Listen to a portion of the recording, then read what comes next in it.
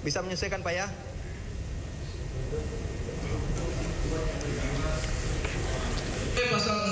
Kisah momen ini terjadi saat kuasa hukum Nadiem, Dodi Abdul Qadir, tengah membacakan eksepsi dalam perkara kliennya. Saat kuasa hukum Nadiem lainnya, Ari Yusuf Amir, ingin melanjutkan pembacaan eksepsi, Hakim Purwanto pun langsung menyela, menegur 3 anggota TNI berpangkat prajurit 2 dan Kopral 2 yang berdiri tepat di hadapan hakim. Bisa menyesuaikan Pak ya? Purwanto meminta ketiga anggota TNI itu untuk menyesuaikan posisi atau mundur ke bagian belakang. 3 anggota TNI itu sempat mundur beberapa langkah, namun hakim tetap meminta ketiganya untuk lebih mundur agar tidak menghalangi pengunjung lain. Pasal 19-nya. Mundur. Nanti pada saat ditutup baru maju. Karena terganggu juga yang dari belakang. Bisa menyesuaikan Pak ya?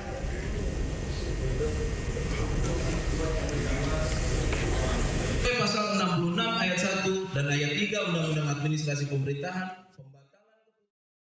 Pemirsa, Wakil Menteri Hukum Edward Omar Syarif meminta masyarakat harus membaca secara utuh Undang-Undang Nomor 1 Tahun 2023 KUHP tentang pasal demonstrasi. Ya, menurutnya bila masyarakat tidak membaca secara utuh dan tidak dipahami, dinilai bisa berbahaya.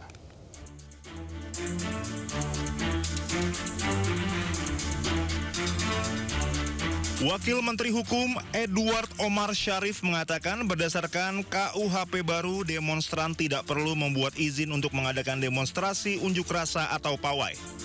Namun harus tetap memberitahukan rencana kegiatan tersebut kepada aparat penegak hukum. Ia menjelaskan bila masyarakat telah memberitahukan rencana demonstrasi tersebut dan terjadi huru-hara, maka demonstran tidak akan dipidana oleh aparat penegak hukum. Kemudian bila masyarakat yang berdemo tidak melaporkan rencana demonstrasi dan tidak terjadi apa-apa atau keonaran, maka demonstran tetap tidak akan dipidana. Wamenkum meminta masyarakat harus membaca secara utuh Undang-Undang Nomor 1 Tahun 2023 tentang Kitab Undang-Undang Hukum Pidana soal pasal mengenai demonstrasi. Jadi pasal itu bahasanya itu adalah diimplikasi, jika dan hanya jika. Jika tidak memberitahu dan menimbulkan keonaran. Cuman yang baca itu kan kadang-kadang tidak baca utuh. Kalau dia baca utuh tidak paham terus komentar. Nah, itu yang bahayanya di situ.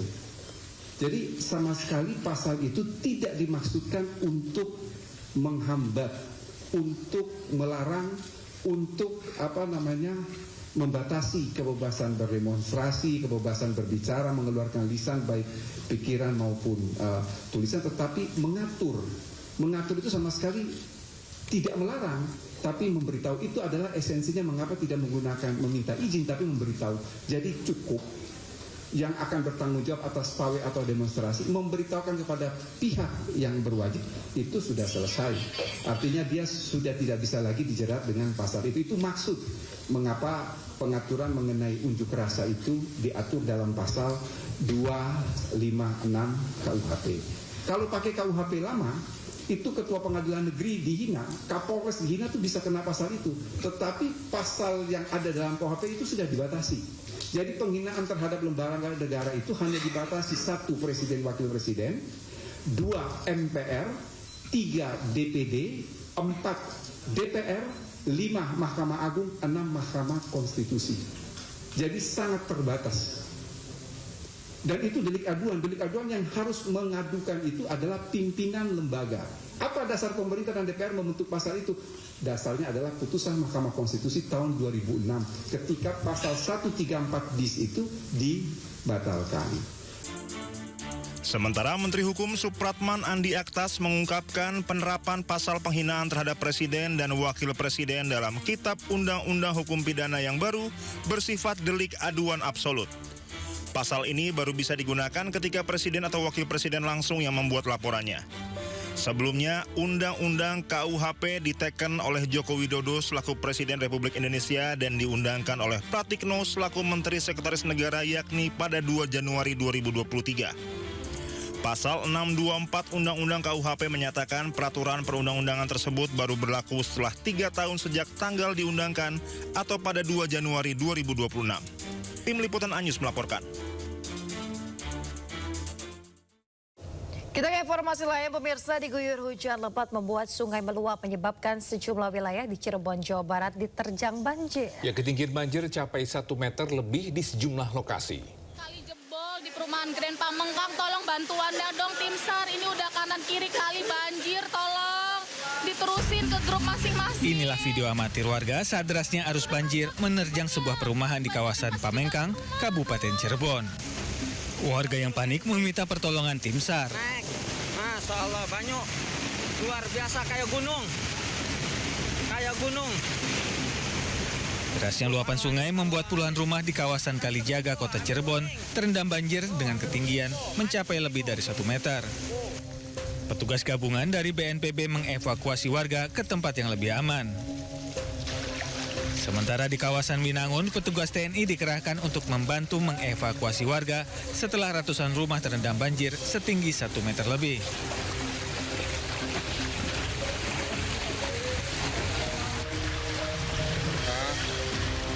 Tidak hanya itu, meluapnya sungai akibat curah hujan tinggi menyebabkan ratusan rumah warga di Desa Pamengkang, Kecamatan Mundu, Kabupaten Cirebon, Jawa Barat terendam banjir Senin malam.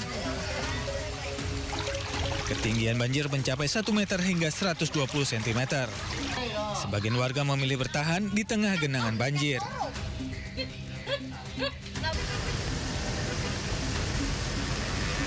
Banjir setinggi 60 cm menggenangi jalur Pantura Bypass Kota Cirebon, Jawa Barat.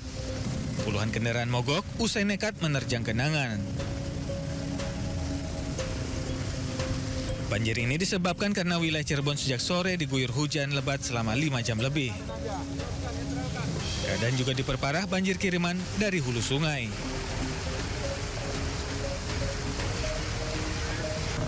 Warga berharap pemerintah mencari solusi agar banjir tidak kerap melanda permukiman mereka. Dari Cirebon, Jawa Barat, Mahardika, Toy Iskandar, iNews melaporkan. Pemirsa, banjir bandang terjang 2 kecamatan di Kabupaten Siau, Tagulandang, Sitaro, Sulawesi Utara. 13 orang meninggal dunia, 6 dilaporkan hilang.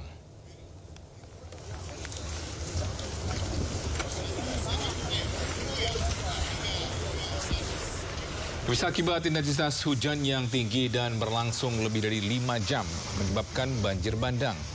Hingga saat ini korban jiwa mencapai 13 orang meninggal dunia dan 6 orang hilang. Korban meninggal akibat banjir bandang tersebar di 3 desa dan 1 kelurahan. Ketiga desa tersebut adalah Batu Senggo, Peling, dan Lakhaeng. Sementara 1 kelurahan berada di Bahu, Kabupaten Siau. Selain menelan korban jiwa, banjir bandang juga merusak permukiman warga, gedung perkantoran, termasuk Mako Polres Kepulauan Sitaro.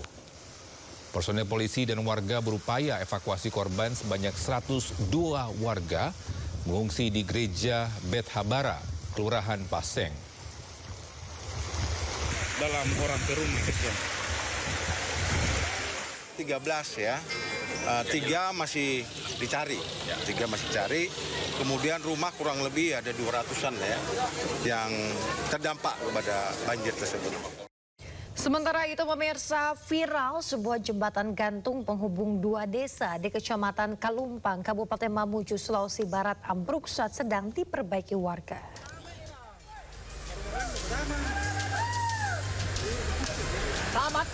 Inilah detik-detik sesaat setelah sebuah jembatan gantung penghubung antara Desa Karama dan Desa Sandapang di Kecamatan Kalumpang, Kabupaten Mamuju putus. Sejumlah warga yang tengah berada di atas jembatan pun jatuh ke sungai. Peristiwa ini terjadi saat warga tengah memperbaiki jembatan yang kondisinya telah lapuk. Perbaikan dilakukan warga dengan peralatan seadanya karena kondisi jembatan telah rusak sejak lama. Sebanyak 11 orang mengalami luka ringan, 6 diantaranya sempat dilarikan ke puskesmas setempat.